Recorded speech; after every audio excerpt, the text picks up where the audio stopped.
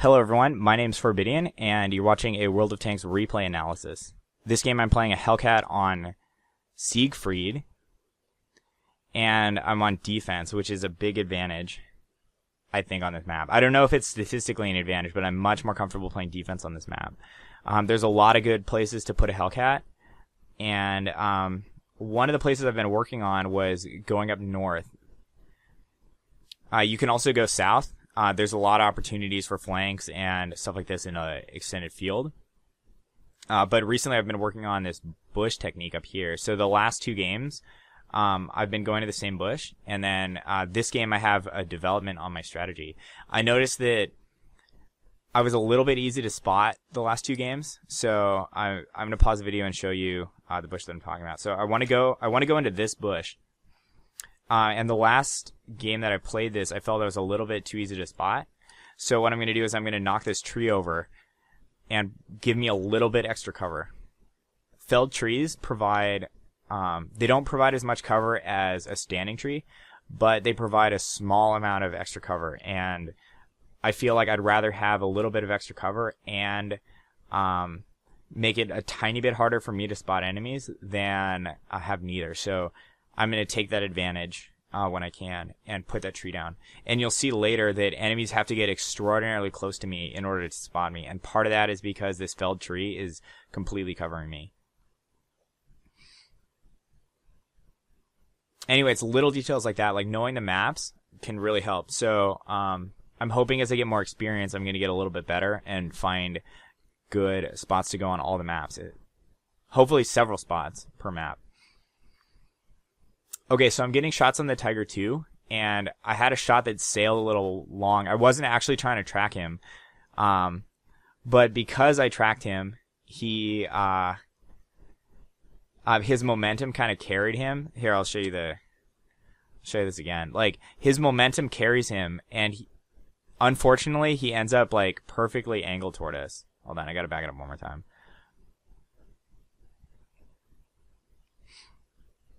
Okay, so I'm spotting the Tiger 2, and this is super easy shots right in his side. And then I'm going for pretty much the same shot again, but I just lag the shot a little bit, and it goes into his tracks, and which is normally really, really good, but you can see there it angled his tank perfectly. So I make a mistake here. I shoot for his track again. I'm thinking that we're going to put some more damage in, like maybe an artillery shot or something like that. Generally, if you can track a tank twice, the artillery is going to open up on him. But we actually only have a Cromwell shooting high explosive rounds at him. So, like, he doesn't take any damage for that. And so, really what I should have done was I should have just let him go and waited for him to show a bit more angle. Or at least give us a shot at the top of him. Like, a downward shot has a much better chance of penning. So instead I'm forced to let him go when he goes dark. And now we see him again, and then these shots should be easier. I think that shot sailed. I don't know. Or maybe I don't know if I bounced that shot or I sailed it. But anyway, I switched targets to a light tank. Whenever you see a light tank, always focus a light tank.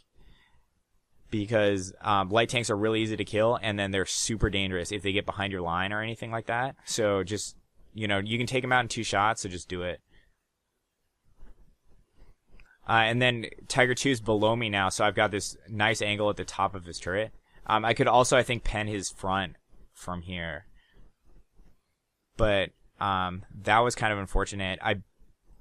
I had a very bottom tier roll. I rolled a 210, and then he survived with 1 hit point.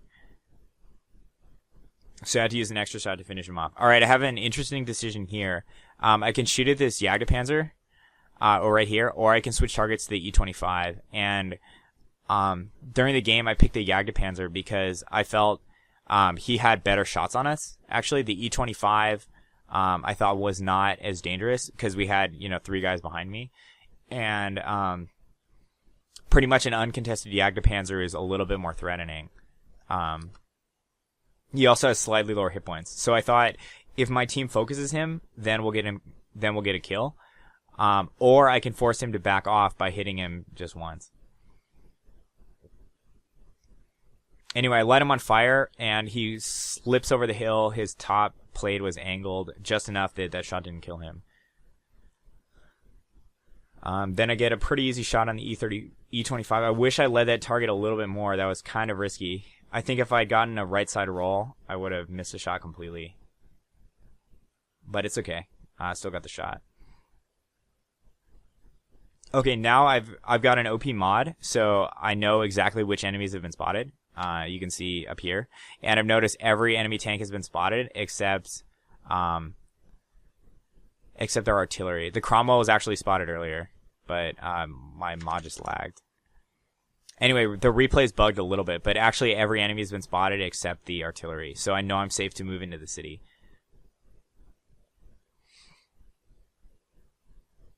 And here, I make a bit of a mistake.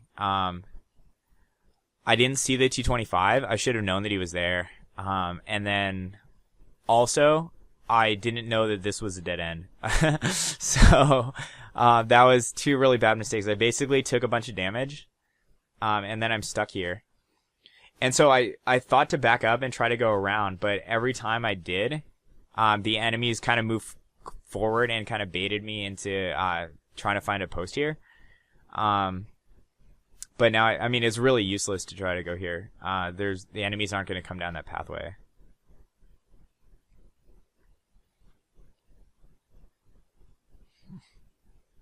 Anyway, so I just wasted like 30 seconds. That was really bad. But then here I catch a pretty big break. The T-34 just fired a shot, so I know he's free money, and I'm able to pounce on that opportunity. And then almost as soon as I reload, I see that T-34 puts a shot out, so I have the same opportunities. Walk in, get a shot in, and then get out. Especially with only 311 hit points, there's not a whole lot I can do in terms of head-to-head brawling. I've got to look for flanking opportunities and to poke enemies who aren't looking at me. Okay, here, I'm going to show you my strategy, what I was thinking about doing. I wanted to wrap my tank around here. I was going to go around the outside and then come down over here. I thought I had enough time before the KV-5 died to provide raking fire. So that was my original plan. But I changed my plan when I see this Chaffee coming up right here. So, okay, two things to notice about the Chaffee. One is that he's a Chaffee, so he's a light tank. His job is to scout and kind of be a flanker harasser. And then two, I noticed that he's a blue player, so I know that he's really good. He's a lot better than I am, and I know I can rely on him to make the correct play. So as soon as I see this Chaffee steaming up, I know he's going to preoccupy the T-34 and get him going on these orthogonal 180-degree lines. So I'm going to abuse that, basically. As soon as I see the Chaffee coming up, I turn my tank around. I know that the T-34 is going to be busy, and I know that I can count on the Chaffee to give me free shots on the T-34. Okay, so T-34 was looking at the Chaffee, and he takes a shot. Now keep in mind, watch the minimap. Watch where the Chaffee's going. The Chaffee's going around here to the backside. So what I do is I wait here. I wait until I see the T-34 turn his turret, and then that baits him to turn his turret and gives the Chaffee a free opportunity to run around. And actually, because of that slow turret traverse, I'm able to save the Chaffee from taking a hit. So that was good. I mean, it's the little details like that that can help you win games. And then pretty much any time you've got a blue player on your team, consider it a blessing, because a blue player is like really, really good. They will never let you down. And you can rely on them to make good plays like that. I'm hoping to become a blue player eventually, so that way people will trust me. But anyway, I make a pretty bad mistake there. I should have been looking at the minimap, and I gave a Jagdpanzer a free shot on me. I wasn't sure if there's anything I could do, but that was a mistake. Okay, now my strategy. I see that the Pershing's the last target left. So I want to do an artillery sweep. I've been kind of paying attention to where the shells have been landing, and I think the artillery is somewhere on the side. Also, artillery rarely spawns up here. It's just like a fact of the map. I've noticed the artillery tend to cluster down here. So what I'm going to do is I'm going to try to come up here, and I'm hoping the Jagdpanzer goes left to try to envelop my team. I think we can kill the Pershing before he gets over there. And then I'll do like a double envelopment. Jagdpanzer, again, he's not even turreted. So if you can flank them, it's a free kill. And then also I can sweep for artillery. So that's my plan. That's where I'm going right now. And as I run up here, I actually run into the Jagdpanzer. I was not thinking he would be over here, but here he was. And then this really crazy thing happens. Okay, so there's the Jagdpanzer, and I stop, I turn and get a shot off, and then I drive my tank right into the wall. But why does the Jagdpanzer, why is he not moving? I found out later in the replay, his engine actually blew out. So remember I lit him on fire earlier in the game?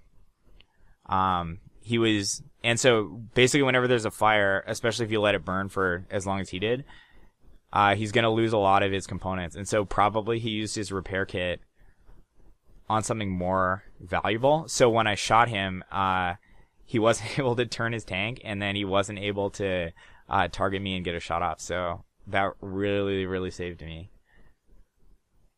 Although also I could have finished him off in one hit. It was kind of a low roll, but whatever. I'm going to speed it up a little bit because we're just hunting this artillery. And I drive really drunk. I don't know what I'm doing right now. But I kind of guess he's in the south side because of...